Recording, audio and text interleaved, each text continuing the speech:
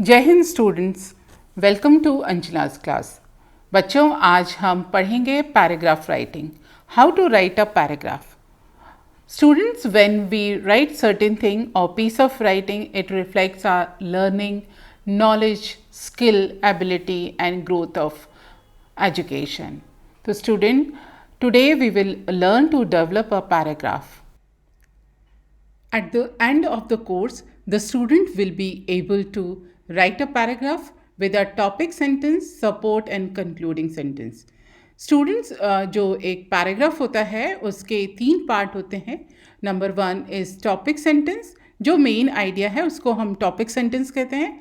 Then support sentences, इस topic के support में जो सेंटेंस लिखे जाते हैं these are called support sentences.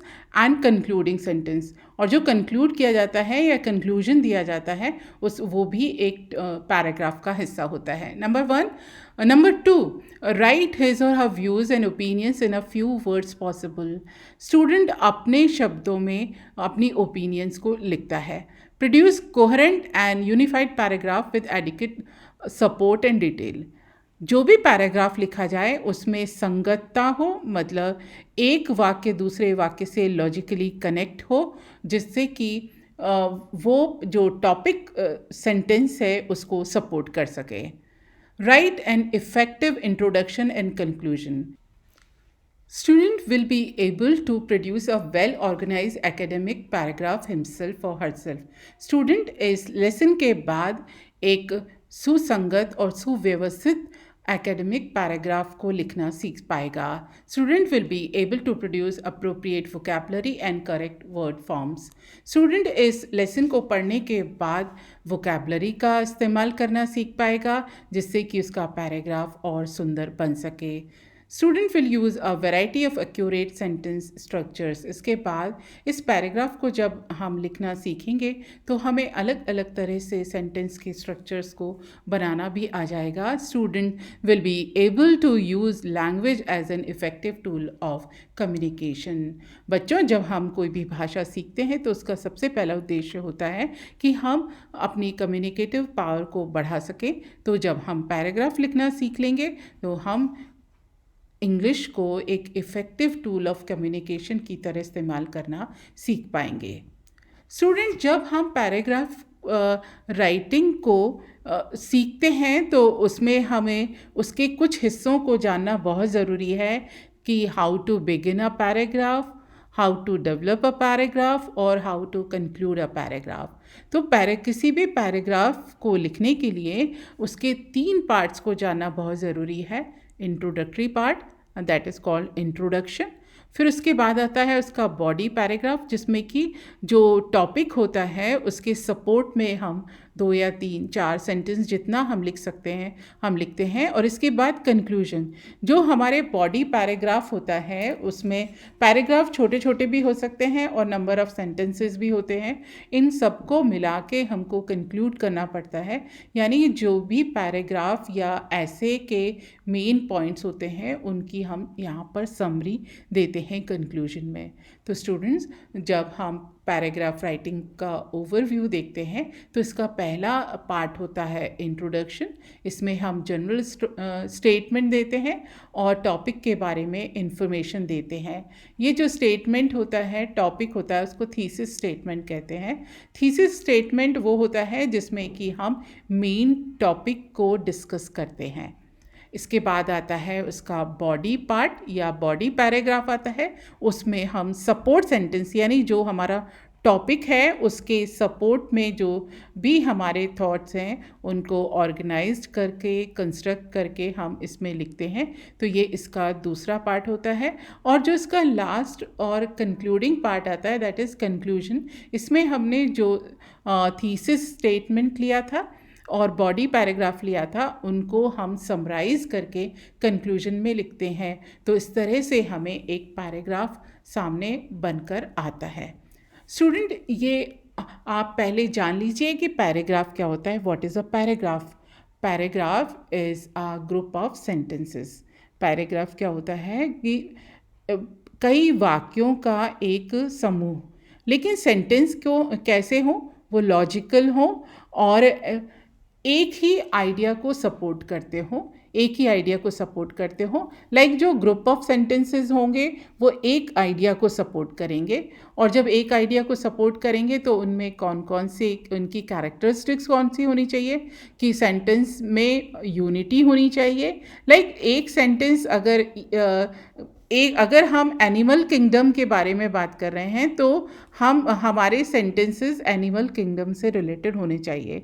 और सिंपल वे में अगर मैं आपको बताऊं कि अगर आप किसी स्टूडेंट्स जैसे काऊ पे अगर हम पैराग्राफ लिखते हैं तो वी विल डिस्कस काऊ और डोमेस्टिक एनिमल, उसके बारे में बात करेंगे, यानी उसमें यूनिटी होनी चाहिए। और इसके बाद सेकंड जो इसकी कैरेक्टरिस्टिक है वो इसमें ऑर्डर होना चाहिए कि लाइक सेंटेंस में which sentence will come first और which sentence will come later. तो इसका हमको ध्यान रखना है कि उसका एक ऑर्डर हो एंड वैरायटी इन्फॉर्मेशन, हमको वैरायटी होनी चाहिए इन्फॉर्मेशन में कि मोनोटोनस नहीं हो वो पैराग्राफ। और लेकिन इसके साथ साथ ये ध्यान रखना है कि उसमें यूनिटी हो और ऑर्डर हो। तो बच्चों हमने ये जाना कि पैराग्राफ में क्या क्या होता है। पैराग्राफ क्या होता है, what is a paragraph? Like paragraph is a group of sentences, ये एक सेंटेंस का ग्रुप होता है with a main clear idea. लेकिन इसका जो मेन आइडिया होता है वो बिल्कुल क्लियर होना चाहिए, और इसके सपोर्ट में हम इंफॉर्मेशन देते हैं। लाइक जो मेन क्लियर आइडिया होता है उसके सपोर्टिंग सेंटेंसेस देंगे, और इसके बाद में ये part of a longer composition होता है। लाइक ऐसे जब हम निबंध लिखते हैं तो उसमें बहुत सारी इंफॉर्मेशन देते हैं, लेकिन उसी ऐसे को, यानी वो बहुत सारी जो इन्फॉर्मेशन होती है अगर उसको हम कंसाइज कर लेते हैं, शॉर्ट में लिखते हैं, तो वो बन जाता है पैराग्राफ। तो पैराग्राफ में यूनिटी ऑर्डर बहुत ज़रूरी है, अदरवाइज़ काफ़ी वेग इन्फॉर्मेशन मिलेगी पैराग्राफ से। और ये भी हम कह सकते हैं कि पैराग्राफ इज़ अ मिनिएचर ऐसे। मिनिएचर मीन्स शॉर्ट, छोटा। तो पैराग्राफ क्या है? एक मिनिएचर ऐसे है, यानी हमने जो इन्फॉर्मेशन 6 और 7 पैराग्राफ्स को मिलाकर एक ऐसे में देते हैं, अगर उसको हमें पैराग्राफ में देना है तो वो पैराग्राफ कहलाएगा मिनिएचर ऐसे। अब हम देख लेते हैं कि पैराग्राफ का स्ट्रक्चर क्या होता है। पैराग्राफ के 3 पार्ट्स होते हैं। फर्स्ट वन इज, पैराग्राफ में 3 चीज़ें आती हैं। Like number 1 is topic sentence, number 2 supporting sentence, number 3 closing sentence. सबसे पहला होता है टॉपिक सेंटेंस होता है। It introduces the main idea of the paragraph. Paragraph की जो बिगनिंग होगी वो टॉपिक सेंटेंस से ही होगी, और हमें उस समय हमें जो मेन जो टॉपिक है उसको इंट्रोड्यूस हमको फर्स्ट और सेकंड लाइन में कर देना है। उसको इंट्रोड्यूस हम पहली या दूसरी पंक्ति में करेंगे। और इसके बाद आता है जो टॉपिक सेंटेंस होता है। Topic sentence is supported by 2 और 3 सेंटेंसेस और अ पैराग्राफ। लाइक जो भी टॉपिक सेंटेंस है उसको, उसके सपोर्ट में जो हमारे पास इंफॉर्मेशन है उसको हम 2, 3, 4, 5 सेंटेंस जितना भी हम लिखना चाहते हैं उसको लिख सकते हैं। लेकिन इन सेंटेंसेस के बीच में एक यूनिटी होना चाहिए और लिंक होना चाहिए। इन दोनों चीज़ों का हमको ध्यान रखना है। और last but not the least, closing sentence. Closing sentence क्या होगा? क्लोजिंग सेंटेंस को हम क्लोजिंग सेंटेंस 2 और 3 सेंटेंसेस में आता है। इसको हम पैराग्राफ को सम अप करने के लिए लिखते हैं। लाइक जो इन्फॉर्मेशन हमने ऊपर दी है उन सेंटेंसेस को हम ब्रीफली लास्ट 2 और 3 लाइन्स में फिर से लिखते हैं। वो हमारा क्लोजिंग सेंटेंस होता है। और क्लोजिंग सेंटेंस हमेशा पॉजिटिव नोट के साथ ही ख़त्म होना चाहिए। अब बच्चों हम सीखते हैं इसमें process of paragraph writing. Paragraph writing लिखते समय हमें किन किन बातों का ध्यान रखना है? तो there are certain words which we must taken into our mind. Like first one is to gather information. पहला काम क्या है हमारा कि हम information को gather करें। Like हमारे पास कोई टॉपिक है, हमारे पास कोई टॉपिक है, मान लीजिए we have topic like over population. Over population हमारे पास टॉपिक है, तो उसके लिए हम पहले इंफॉर्मेशन को गैदर करेंगे इन्फॉर्मेशन बहुत सारी हो जाएगी उसके साथ, क्योंकि हम जब भी सोचेंगे तो हमारे पास 5 और 6 7 इंफॉर्मेशंस हमारे पास आएंगी, जो हम न्यूज़पेपर से भी देख सकते हैं, टीवी से भी, और टीवी से देख सकते हैं, और हम अपने फ्रेंड्स से भी डिस्कस करके उन इन्फॉर्मेशन को निकाल सकते हैं। अब ये जो हमारे पास इन्फॉर्मेशन आ गई है, then what will be the second step? Organise. तो सेकंड होगा इसका ओ। आप इसको एक शॉर्ट फॉर्म में याद कर लीजिए, ऑर्गेनाइज। अब हमारे पास जो इन्फॉर्मेशन थी उसमें हमें ये डिसाइड करना है कि what will come first and what will come letter. Like पहले कौन सा सेंटेंस हम लिखेंगे और बाद में कौन सा लिखेंगे। इसके बाद इसका थर्ड पार्ट आता है ड्राफ्ट, यानी रफ ड्राफ्ट बनाएंगे। उस पूरी इन्फॉर्मेशन को हम पेजिंग कर लेंगे, उसको हम लिख लेंगे। इसके बाद हम उसको एडिट करेंगे। एडिट करते समय हमें क्या देखना है कि जो हमने लिखा है वो ग्रामेटिकली करेक्ट है और इनकरेक्ट है। रिवाइज करेंगे उसको, और यदि किसी वर्ड को हम रिप्लेस कर सकते हैं दूसरे वर्ड से, किसी सेंटेंस को हम रिप्लेस कर सकते हैं दूसरे सेंटेंस से, तो उसको हम यहाँ पर रिवाइज करेंगे, रिप्लेस करेंगे, रिफाइन। यदि हमको कोई आर्टिस्टिक वर्ड या और अच्छा कोई वर्ड हमको मिलता है तो उसको भी हम इसमें पैराग्राफ में लिखेंगे, like we will refine the sentence also. और जब इसके बाद हमें फाइनल ड्राफ्ट मिलेगा तब हम उस पैराग्राफ को लिख सकते हैं, या यूँ कहिए उसको पब्लिश कर सकते हैं। तो स्टूडेंट्स, अब चलिए हम देखते हैं पैराग्राफ राइटिंग कि व्हाट इज़ पैराग्राफ राइटिंग। तो पैराग्राफ राइटिंग को ऑप्ट करते समय हमको ये ध्यान रखना है कि हमें इसमें 5 स्टेप्स को ध्यान रखना है। कोई भी पैराग्राफ को लिखते समय हमें 5 स्टेप्स को फॉलो करना है। Number 1, define. लाइक टॉपिक को हमें डिफाइन करना है। उसके बाद आएगा प्रॉब्लम।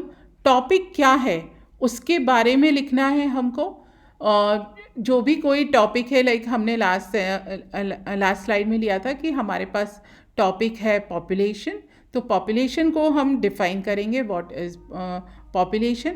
फिर प्रॉब्लम क्या है, ओवर पॉपुलेशन से प्रॉब्लम क्या हो सकती है, इसको हम लिखेंगे प्रॉब्लम में। ये 2 और 3 सेंटेंस में होगा। इसके बाद इसके सॉल्यूशंस क्या हैं, ओवर पॉपुलेशंस के सॉल्यूशंस क्या हैं। फिर उसके बाद आ जाएगा बेनिफिट्स, कि अगर इस प्रॉब्लम को सॉल्व कर लिया जाता है तो बेनिफिट्स क्या होते हैं, उसको हम 2 और 3 सेंटेंस में लिखेंगे। Then comes conclusion. तो जो इसका कंक्लूडिंग पार्ट होगा उसमें हम कुछ प्रॉब्लम्स को डिस्कस करते हुए, उसके सॉल्यूशंस को देखते हुए, बेनिफिट्स को लिखते हुए, फिर हम इसको सम अप कर देंगे पॉपुलेशन के। तो लाइक जो इंट्रोडक्टरी पार्ट होगा उसी को हम लेते हुए कंक्लूजन में आ जाएंगे। इस तरह से हमारा एक पैराग्राफ बन जाएगा। पैराग्राफ स्टूडेंट्स 100 वर्ड्स तक का होता है, लाइक 10 सेंटेंसेस में आप कर सकते हैं। 10 to 15 सेंटेंस में आप एक पैराग्राफ को सम अप कर सकते हैं। तो स्टूडेंट्स, यहाँ पर हम एक देखते हैं एक पैराग्राफ और उसको हम डेवलप करेंगे। और हमारे पास टॉपिक है योगा, योग, और we can say yoga. Suppose we have a topic yoga, तो सबसे पहले तो हम इसका हेडिंग लिखेंगे योगा। अब first part of paragraph writing is to define the topic. Topic को डिफाइन करना है। Define what exactly yoga is, yoga क्या है। तो इसको हम 1 और 2 सेंटेंस में डिफ़ाइन करते हैं। और आप इसमें स्क्रीन पे भी देखेंगे कि एक योगा का पोज है, योगासन यहाँ पे बताया गया है। ताड़ासन या वृक्षासन, कुछ यहाँ पे कोई योग मुद्रा दिखाई गई है। तो योग is an ancient practice which is helpful for physical and mental wellbeing of Mankind. तो हमने डिफ़ाइन कर दिया कि योग क्या है। तो योग is an ancient practice which is helpful for physical and mental wellbeing of Mankind. तो स्टूडेंट्स, आप ये ध्यान रखिए कि जब भी हम कोई पैराग्राफ लिखते हैं तो पैराग्राफ के बिगनिंग में हमको बिगनिंग जो सेंटेंसेस होते हैं उसमें हमको टॉपिक को इंट्रोड्यूस करना चाहिए। और इंट्रोड्यूस करते समय हमको वेग लैंग्वेज का इस्तेमाल नहीं करना है। लाइक उसको हमको एकदम जनरलाइज नहीं कर देना है टॉपिक का। टू द पॉइंट हमको टॉपिक को हमें डिफाइन करना है। इसके बाद आता है प्रॉब्लम। लाइक योगा क्यों ज़रूरी है योगा करना, तो इसमें हमको इस समय जो प्रॉब्लम होती है, करंटली जो हम प्रॉब्लम जो फेस कर रहे हैं उसको हम एक्सप्लेन कर सकते हैं। इसमें आपने देखा होगा अलग अलग तरह की इमोजी आपको स्क्रीन पर दिख रही है कि एक पर्सन काफ़ी स्ट्रेस्ड है, एक रो रहा है और एक काफ़ी दुखी है। तो ये जो प्रॉब्लम होती है स्ट्रेस, एंग्जाइटी और डिप्रेशन, इसके लिए इन इमोजीज़ का इस्तेमाल किया गया है। और इसमें मैंने में प्रॉब्लम को इस तरह डिस्कस किया है। In this modern age the graph of happiness has gone considerably down and stress levels are all time high. Due to this health related issues have become very common. अब इसमें योगा क्यों ज़रूरी है, हमने उसके बैकग्राउंड को तैयार किया है। उसमें हमने प्रॉब्लम को डिस्कस किया है कि इस समय जो हमारे खुशी का जो ग्राफ है वो बहुत नीचे चला गया है और तनाव बहुत ऊपर। इसलिए जो हमारे स्वास्थ्य से संबंधित जो भी परेशानियां हैं वो काफ़ी सामान्य हो गई हैं, मतलब बहुत कॉमन हो गई हैं ये बीमारियां। इसके बाद आता है इसका सॉल्यूशन। अब what is the solution of this problem, इसको भी हम डिस्कस करेंगे। तो सॉल्यूशन क्या हो सकता है? योगा हो सकता है, लेकिन हमको इसको सेंटेंसेस में लिखना है। Yoga can be very beneficial under these circumstances. अब जो स्ट्रेस, एंग्जाइटी है, डिप्रेशन है, ये जो सर्कमस्टांसेस है इसमें योगा काफ़ी बेनिफिशियल हो सकता है। The reason being it involves both physical and mental exercise, क्योंकि जो योग है वो बोथ फिज़िकल और मेंटल एक्सरसाइज है, मानसिक और शारीरिक दोनों तरह से अभ्यास कराता है। अब इसके बेनिफिट्स क्या हैं? अब आप इसमें स्क्रीन पर देखेंगे कि जो स्ट्रेस था, इमोजी था, स्ट्रेस वाला था, और कोई दुखी था, सैड था, और किसको एंग्जाइटी थी उसके सामने क्रॉस बना दिया। यानी अब हम योग करेंगे तो ये प्रॉब्लम्स क्या हो जाएंगी? वैनिश हो जाएंगी, ये सब हट जाएंगी, भाग जाएंगी प्रॉब्लम्स। तो कैसे होगा? Regular practice of yoga can reduce stress, anxiety, depression and other mind related issues. अगर रेगुलर योगा प्रैक्टिस करें तो उससे तनाव, चिंता और अवसाद और अन्य जो मानसिक बीमारियां हैं, जो परेशानियां हैं वो दूर हो जाएंगी। It helps shape your body properly, thereby decreasing any health related issues। ये हमारे शरीर को सम स्थिति में लाता है। योग हमारे शरीर को सम स्थिति में लाता है, जिससे स्वास्थ्य संबंधी परेशानियां दूर होती हैं। तो बच्चों, जो पैराग्राफ राइटिंग का जो 4th पॉइंट था वो था बेनिफिट्स। यानी जो टॉपिक है वो टॉपिक को क्यों ज़रूरी है, तो वो प्रॉब्लम को पहले इंट्रोड्यूस किया, फिर उसका सॉल्यूशन हमने किस में ढूंढा? टॉपिक में ढूंढा सॉल्यूशन। तो हमने इसमें बेनिफिट्स में हमने इसके योगा के फ़ायदे लिखे कि उससे हमें ये प्रॉब्लम्स हमारी दूर हो जाएंगी। इसके बाद बच्चों आता है कंक्लूजन। कंक्लूजन क्या होता है? इंट्रोडक्टरी पार्ट हो और जो डेवलपमेंट ऑफ अ पैराग्राफ होता है उसकी जो मेन चीज़ें हैं उन सबको लेकर एक पॉजिटिव नोट पे कंक्लूजन को लिखा जाता है। तो इसको हम देखते हैं। Realising the true part that yoga has to cure our physical and mental element, we must start practising it on a regular basis to improve overall quality of our life. जब हमने योगा की जितनी भी शक्ति थी जिससे कि हमारी मानसिक और शारीरिक बीमारियां दूर होती थी वो हमने जान ली, तो हमें अब हमारे जीवन स्तर को सुधारने के लिए नियमित रूप से योगाभ्यास करना चाहिए। तो ये इसका कंक्लूडिंग पार्ट था। बच्चों, अभी हमने ये पार्ट्स में पैराग्राफ को लिखा। अब हम देखते हैं जब ये सारे पार्ट्स को हम एक साथ लिख लेते हैं, सिंक्रोनाइज कर लेते हैं, तो देखिए किस तरह से ये पैराग्राफ बनकर सामने आता है। ये हमारा फाइनल ड्राफ्ट है। Like we can publish it. Yoga is an ancient practice which is useful for physical and mental well-being of mankind. ये टॉपिक वाला हिस्सा है, इसमें हमने डिफाइन किया है योगा को। In this modern age, the graph of happiness has gone considerably down and stress levels are all time high. ये हमारा प्रॉब्लम वाला हिस्सा है। Due to this, health related issues have become very common. Yoga can be very beneficial under these circumstances. The reason being it involves both physical and mental exercise. Regular practice of yoga can reduce stress, anxiety, depression, and other mind related issues. It helps in shaping your body properly, thereby decreasing any health related issue. Realizing the true power that yoga has to cure our physical and mental ailment, we must start practicing it on a regular basis to improve overall quality of life. Student, इसके बाद हम एक और topic लेते हैं जो class 11th की hornbill book से है, and the topic is literature and science the dichotomy. इस पैराग्राफ को लिखने के पहले हम इसकी सिनॉप्सिस बना लेंगे कि पैराग्राफ में क्या क्या हमको इंक्लूड करना है।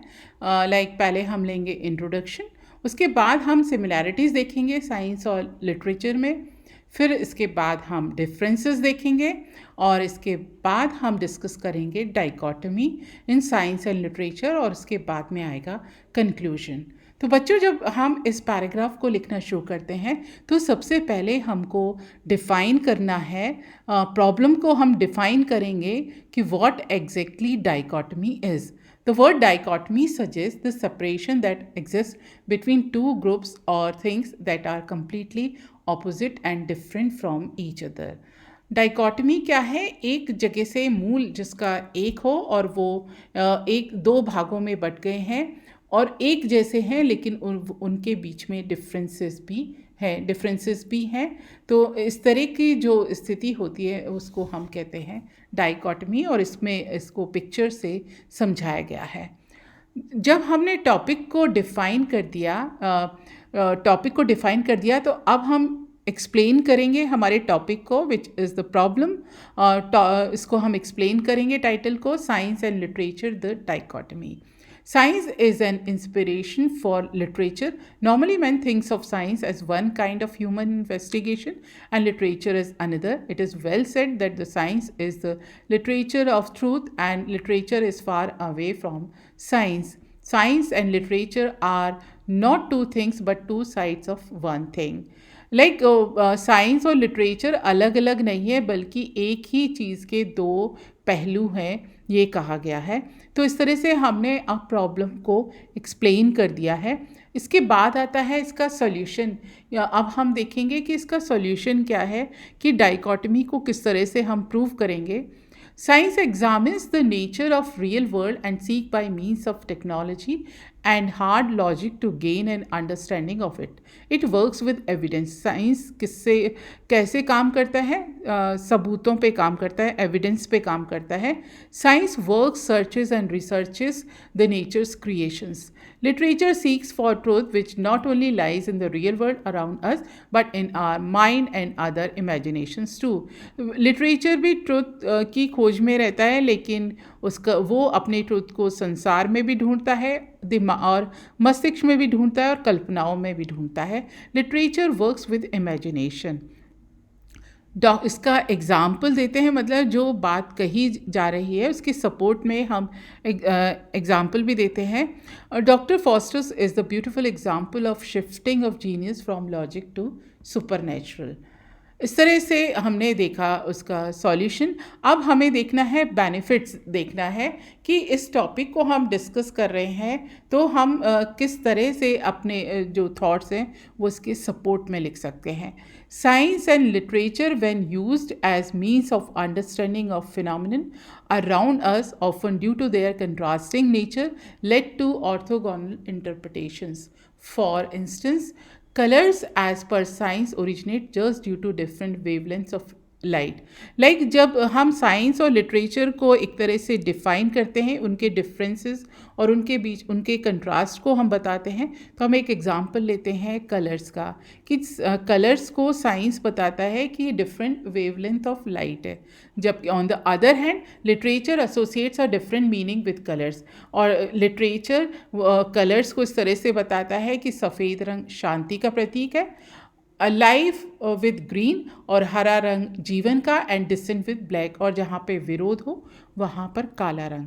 Several other examples can found to understand this clearly. Literature and science provide such alternate explanations and meaning to the world. तो इस तरह से स्टूडेंट्स हमने देखा पैराग्राफ, इस तरह से हम पैराग्राफ को डेवलप करते गए और आखिर में आता है इसका कंक्लूजन। तो इसके कंक्लूडिंग पार्ट में जो टॉपिक था, टॉपिक को हमने डिफ़ाइन किया था, प्रॉब्लम देखी थी, इसके सॉल्यूशंस देखे थे और बेनिफिट्स देखे थे। इन्हीं के पॉजिटिव सेंटेंसेस को लेकर पॉजिटिव नोट पर हम इसको कंक्लूड करेंगे। As from the above discussion, it is clear that the science and literature differ in the way they develop. Moreover, science and literature also provide contrasting interpretations to the world around us. It is therefore evident that science and literature are two contrasting branches of the human developmental tree. Like हमने paragraph को जहाँ से शुरू किया था, topic को जहाँ define किया था, उसी टॉपिक को हमने कंक्लूडिंग पार्ट में भी दिया है। और इससे ये पता चलता है कि जब भी हम पैराग्राफ लिखें तो उसका जो टॉपिक पार्ट हो, मेन आइडिया हो, उसको कंक्लूडिंग पार्ट में भी हमको इंक्लूड करना है। अब हमारा ये पैराग्राफ इस तरह से बनकर आता है, science and literature the dichotomy, ये टॉपिक है। Science and literature are not two things but two sides of one thing. ये हमने फेमस राइटर के कोटेशन से हमने अपने टॉपिक को स्ट्रेंथन किया है, यानी इसके सपोर्ट में हमने इस सेंटेंस को लिखा है। The word dichotomy suggests that the separation that exists between two groups or things that are completely opposite and different from each other.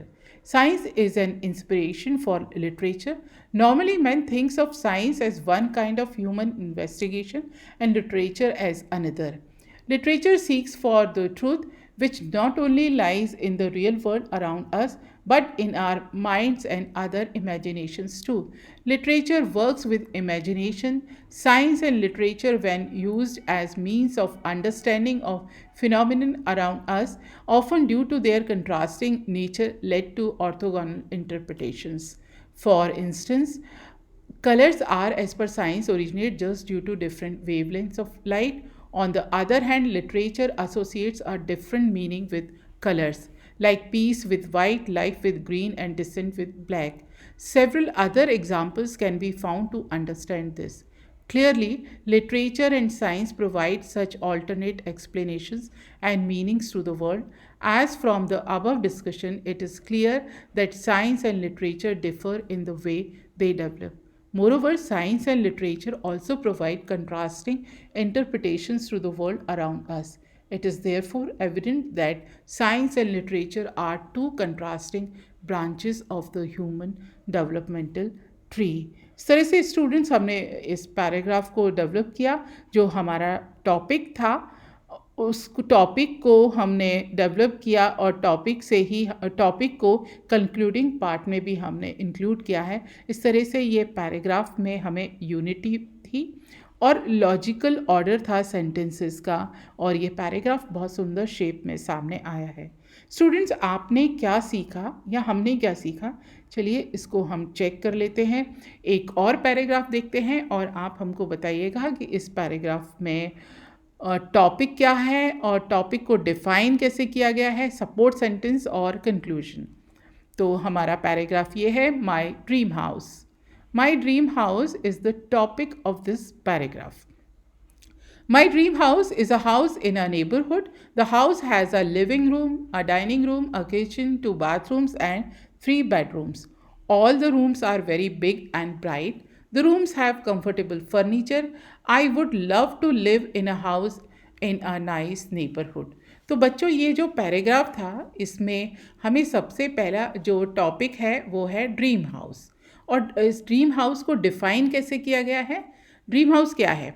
My dream house is a house in a neighbourhood. अब ये हमने इसको define किया। अब इसके support में जो sentence है वो ये है, the house has a living room, dining room, kitchen, 2 bathrooms and 3 bedrooms. All the rooms are very big and bright and rooms have comfortable furniture. ये सपोर्टिंग सेंटेंस हो गए। अब इसका कंक्लूजन कैसा होगा? जो टॉपिक होगा वही उसका कंक्लूजन होगा, I would love to live in a house in a nice neighbourhood. इस तरह से बच्चों, हमने एक छोटा सा पैराग्राफ लिया और उसमें से हमने पता लगा लिया कि टॉपिक क्या है, टॉपिक को डिफ़ाइन कैसे किया गया है, सपोर्टिंग सेंटेंस क्या है और इसका कंक्लूडिंग पार्ट क्या है। तो इस तरह से बच्चों आज हमने सीखा how to develop a paragraph. Thank you very much.